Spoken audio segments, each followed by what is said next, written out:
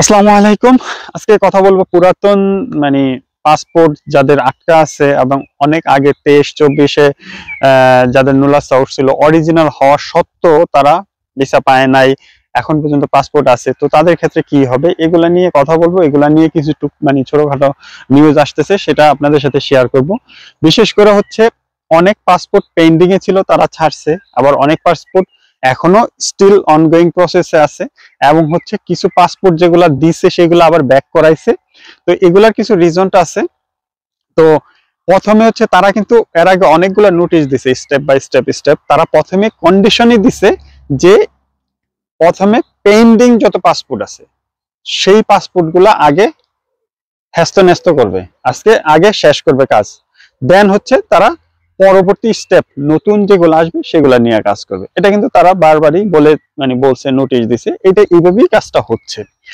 আর বিশেষ করে হচ্ছে 25-এ যারা আবেদন করছেন ভাই, তাদের জন্য কিন্তু একটা কন্ডিশন ছিল, শুধু হচ্ছে অক্টোবরের পরের যে নুলাস্তাগুলা স্টিল নাও যে নুলাস্তাগুলা উঠতেছে, তো সেই নুলাস্তা গুলা দিয়েই আপনারা বিএফএস গ্লোবালে অ্যাপয়েন্টমেন্ট নিতে পারবেন। নতুন যে পোর্টাল আছে ওয়েব পোর্টাল, সেইটার মাধ্যমে, চিরাচরিত যে আগের যে প্রসেস সেই প্রসেসে না, কিন্তু আগের গুলার ক্ষেত্রে তারা কিন্তু বলছে তারা মেল দিতে হবে কন্ডিশনালি, কিন্তু নতুন গুলা আপনারা এখন অ্যাপয়েন্টমেন্ট নিতে পারবেন, কোনো সমস্যা নাই ফ্লোসি রিলেটেড। এখন হচ্ছে যারা পুরাতন পাসপোর্ট এখনো আটকে আছে, তো তাদের ক্ষেত্রে কি হবে?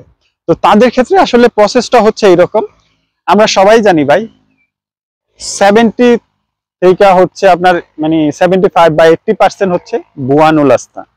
এখন ভুয়া নুলাস্তার ক্ষেত্রে হচ্ছে আপনাকে কখনো দিবে না। এটার হয়তো বা পাসপোর্ট থাকলেও তারা যতক্ষণ পর্যন্ত তাদের কাজ শেষ না হবে, ভেরিফাই না শেষ হবে, ততক্ষণ পর্যন্ত তারা ফাইলটা ক্লোজ করে না। এখন যেগুলো হচ্ছে অরিজিনাল নুলাস্তা আছে, তো সেই ক্ষেত্রে তারা যেই ভেরিফিকেশন গুলো করতেছে সেটা হচ্ছে এম্বাসির মাধ্যমে।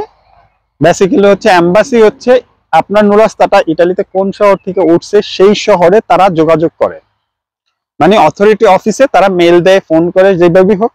তো তারা যখন ইনফর্ম করে তখন ওই শহরের অথরিটি হচ্ছে আপনার মালিককে ইনফর্ম করে, প্যাকের মাধ্যমে, ইমেলের মাধ্যমে, টেলিফোন, যেভাবে মিডিয়া তাদের যে কমফোর্টেবল, অনেকগুলো অপশনে যে কোনো একটাতে তারা চুজ করে মালিককে জিজ্ঞাসা করে, মালিকের কাছ থেকে কিছু কাগজ পত্র চায়, এবং মালিক যখন বলে যে হ্যাঁ আমি ওকে আনতে চাচ্ছি, তখন হয় নাই, কি কি লাগবে আমি দিতেছি, তো সেই ক্ষেত্রে কিন্তু তারা আবার ফার্দার এই প্রসেসটা আবার কন্টিনিউ করে, এবং এই প্রসেসের মাধ্যমে দেখা যাচ্ছে যে আপনাকে ভিসাটা দেয়। এরকম কিন্তু অনেকেই ভিসা পাচ্ছে এবং পাবেও।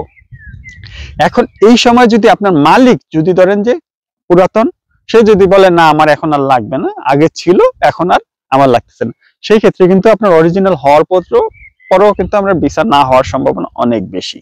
তো আপনার যদি এইরকম কন্ডিশন হয়ে থাকে, তো সেই ক্ষেত্রে এখন অনেকগুলো অপশন আছে ভাই। আপনি এই লম্বা সময়, এই 1 বছর 1.5 বছর আপনি কি অপেক্ষাই করবেন, নাকি না আপনি ফার্দার অন্য কোনো চিন্তা করবেন, সেটা কিন্তু আপনার ব্যাপার। এখন অনেকেই আছে যায়, দেখা যায় যে ইতালিতে আসার জন্য টাকা তো নষ্ট করছেই, প্লাস হচ্ছে 1-1.5 বছর, 2 বছর, 3 বছর এই সময়গুলো নষ্ট করছে। এই সময়গুলো তো হয়তোবা কোথাও একটা কাজে বা অন্য কোথাও যদি লেগে যেত, হয়তোবা তা আপনার ভালো একটা অপশনও তৈরি হইতে পারতো। অনেকেই কমেন্ট করেন যে ভাই আমি ব্যাচেলর করতেছি, তা 3rd সেমিস্টারে আছে অথবা 4th সেমিস্টার আছে, 2nd সেমিস্টারে আছে, আমি এখন ফ্লুসিতে আসবো, সিজনালে আইসা টাকা কামাবো, ভাই আপনি সাজেশন দেন। ভাই এই ক্ষেত্রে আমি কি বলি সবসময়, যে আপনি ভাই কমপ্লিট করেন ব্যাচেলর, দেন মাস্টার্সের জন্য ইতালি বা ইউরোপের যে কোনো দেশেই আপনি ট্রাই করতে পারেন। ইতালিতে কিন্তু সুন্দর একটা সিস্টেম আছে, যারা যেটা কিনা হচ্ছে আপনাকে স্কলারশিপ এবং ফান্ডের মাধ্যমে কিন্তু আপনি আসতে পারেন, যেটা কিন্তু 1000 ইউরো অলরেডি কিন্তু এম্বাসিতে তারা ডিক্লেয়ার দিয়ে রাখছে। আপনি ইউনিভার্সিটি খুঁজবেন সিস্টেম ওয়াইজ, এবং যদি অ্যাডমিশন হয় ব্যাচেলর মাস্টার্সের জন্য, সেই ক্ষেত্রে কিন্তু খুব সহজ সহজ সাবজেক্টেও তারা স্কলারশিপ দিচ্ছে।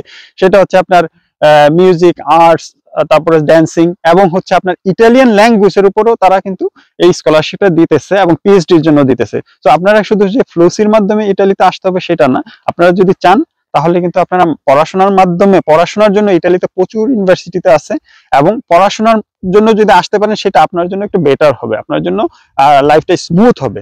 তো আরেকটা ব্যাপার হচ্ছে, আপনারা অনেকেই দেখেন যে ভাই বলেন যে ফ্লুসি ছাড়া আপনারা কিন্তু জব খুঁজেও যদি আপনি জব যদি দেয় কেউ সেই ক্ষেত্রেও আসতে পারেন। সো ওভারঅল এটাই ছিল। সবাই অনেক অনেক ভালো থাকবেন, সুস্থ থাকবেন। দেখা হবে খুব তাড়াতাড়ি নতুন আরেকটি ব্লগে। আল্লাহ হাফিজ।